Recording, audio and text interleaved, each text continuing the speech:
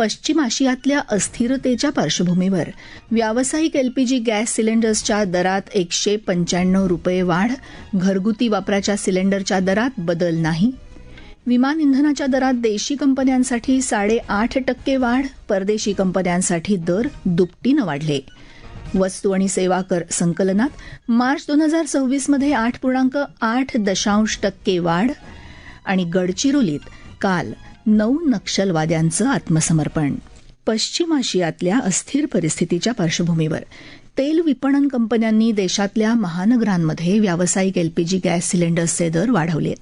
त्यामुळे दिल्लीत व्यावसायिक एलपीजी गॅस सिलेंडर्सचे किरकोळ दर आता 2,078 रुपये 50 पैसे, कोलकातामध्ये 2,208 रुपये, मुंबईत 2,031 रुपये तर चेन्नईमध्ये तो 2,246 रुपये 50 पैसे करण्यात आल्याची माहिती इंडियन ऑईल कॉर्पोरेशनच्या वेबसाईटवर दिली आहे. 19 किलोच्या व्यावसायिक एलपीजी सिलेंडरचे सुधारित दर आजपासून लागू झाल्याचं यात म्हटलंय.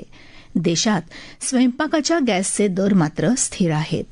विमानासाठी वापरल्या जाणाऱ्या इंधनाच्या दरातही 8.5% वाढ झाली असून दिल्लीत ते प्रति किलो लिटर 2,07,000 रुपये, कोलकातामध्ये 2,05,000 रुपये, मुंबईत 1,94,000 रुपये तर चेन्नईमध्ये ते 2,14,000 रुपये करण्यात आलेत.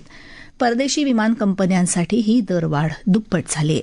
देशांतर्गत विमान कंपन्यांसाठी जेट इंधनाच्या दरात अंशतः आणि टप्प्याटप्प्यानं वाढ केल्यामुळे प्रवाशांना तिकीट दरात तीव्र दरवाढ सोसावी लागणार नाही, असं नागरी विमान वाहतूक मंत्री के राममोहन नायडू यांनी म्हटलंय.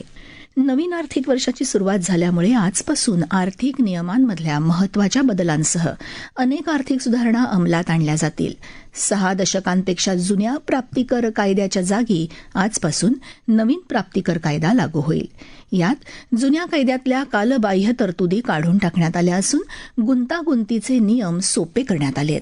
करदात्यांसाठी अनुपालन अधिक सुलभ करून करप्रणाली सोपी करण्याच्या उद्देशानं हा कायदा तयार करण्यात आलाय.